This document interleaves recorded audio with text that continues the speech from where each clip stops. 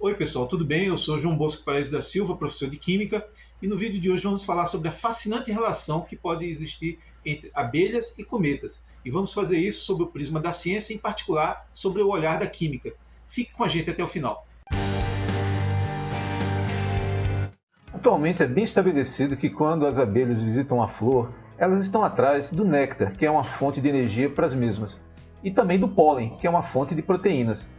Na coleta do pólen, estes aderem ao corpo das abelhas e são transportadas até outras flores, permitindo assim a chamada polinização cruzada, que garante a fertilização e a formação de sementes e frutos. Já os cometas são corpos celestes que estão em movimento no espaço, que são compostos principalmente de rochas, poeira e gelo. Com relação à origem destes cometas, tradicionalmente se pensa que aqueles de curto período são oriundos de uma região fora do nosso sistema solar, conhecido como o cinturão de Kuiper, e aqueles que têm um período mais longo vêm de uma região ainda mais distante, conhecido como nuvem de Oort. Porém, em 2017, pela primeira vez, um cometa que foi denominado de A2017-U1 foi observado numa trajetória perpendicular ao plano do nosso sistema solar, o que sugeriu ser pela primeira vez um cometa de origem extra-sistema solar, ou seja, um exocometa. Isso foi observado pelos pesquisadores do Havaí e foi denominado em língua havaiana de Oumuamua, cuja tradução livre seria alguma coisa como a primeira visita de um mensageiro distante. Para a gente poder estabelecer uma possível relação comum entre abelhas e cometas, primeiro a gente precisa entender como é a estrutura dos cometas. A sua parte central ela é composta de um material metálico, silicatos metálicos. E na medida que esses cometas vão viajando pelo espaço, outras moléculas vão se sedimentando, formando uma estrutura de camadas. Primeiramente moléculas mais simples como água e CO, e posteriormente outras moléculas maiores como CO2, metanol, formaldeído, entre outras.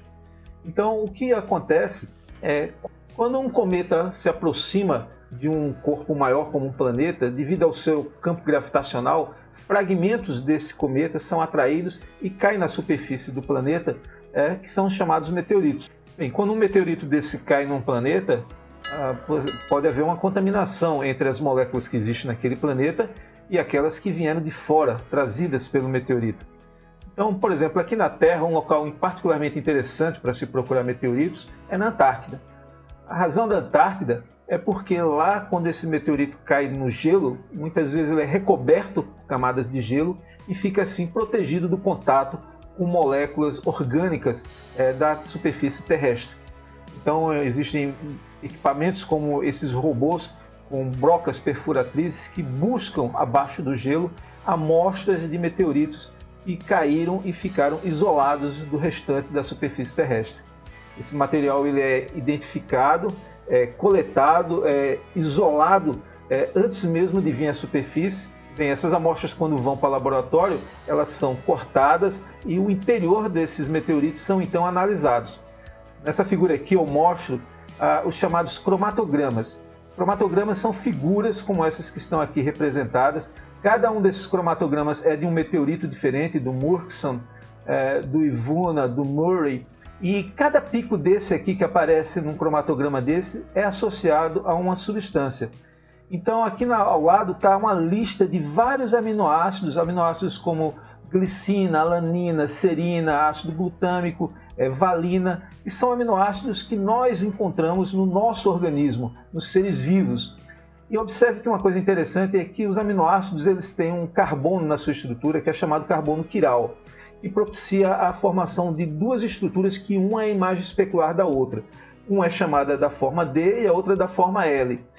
Então é interessante notar que de alguma forma, lá no espaço, essas moléculas são formadas, elas entram em contato com esses meteoritos e chegam aqui na superfície da Terra. Isso é muito interessante.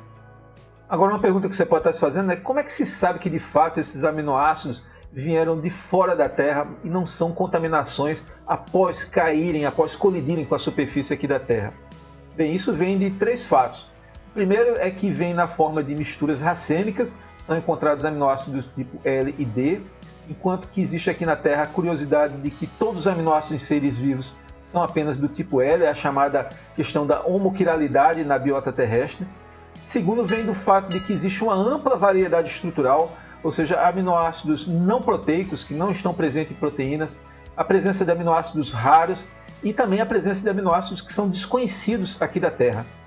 E por último, e talvez a mais forte, vem da chamada razão isotópica, diferentes razões isotópicas em relação àquelas aqui da Terra.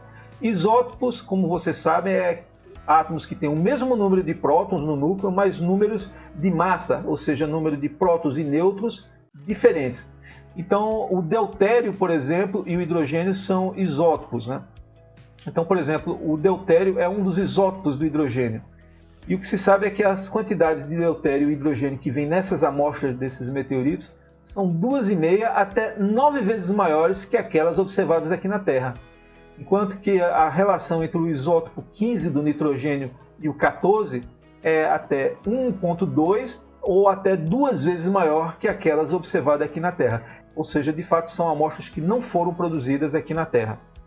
E nessa figura aqui, nós apresentamos as bases nitrogenadas encontradas em meteoritos. Este resultado que aparece aqui nessa figura está aqui nessa publicação do grupo do professor Callahan, que foi publicado nessa revista no Procedures of National Academy of Science, o PNAS, em 2011. E nessa figura aqui a gente tem as quantidades em parte por bilhão dessas bases nitrogenadas que foram identificadas nesses meteoritos que estão elencados aqui no eixo X abaixo. Bem, dessas bases nitrogenadas você deve estar lembrado que no DNA existem 4, que é a citosina, que forma a ligação de hidrogênio com a guanina, e a timina, que forma a ligação de hidrogênio com a adenina. E quando é o caso do RNA, no lugar da timina você tem a uracila, que é muito parecida, a única diferença é que é um hidrogênio no lugar desse CH3. Repare que o resto é todo igual à estrutura. E o que é interessante é o seguinte, desses 12 meteoritos, em 11 foram observadas a adenina, e muitos deles foram observados a guanina, que repare que é essa barra aqui, ó, verde, tá vendo?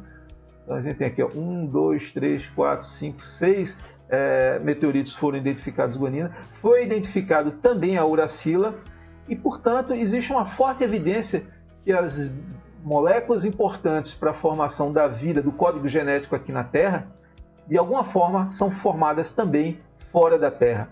E com isto agora temos condição de responder ao título deste vídeo, o que é de comum entre abelhas e cometas. Lembrando que as abelhas, ao visitarem uma flor, se contaminam com seu pólen, e ao levar esse pólen até uma nova flor, isso permite a fertilização das plantas, posteriormente surgimento de sementes e frutos nessas plantas. E os cometas, ao estarem viajando pelo universo e se contaminando com essas moléculas e biomoléculas, ao chegarem fragmentos deles na superfície de um planeta, estão entregando essas moléculas e biomoléculas nesses diferentes locais do universo. E, portanto, dessa forma, os cometas exercem um papel de polinização dessas moléculas e biomoléculas através do universo.